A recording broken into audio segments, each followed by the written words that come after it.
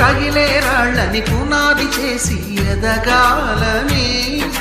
తరిమే వాళ్ళని హితులుగా తలచి ముందుకెళ్ళాలని,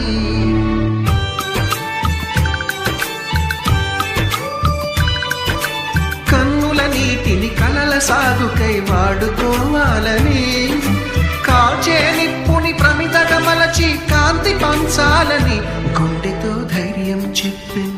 చూపుతో మార్గం చెప్పెను, అడుగుతో గమ్యం చెప్పెను, నేనున్నానని నీకేం కాదని, నిన్నటి రాతని మార్చేస్తానని.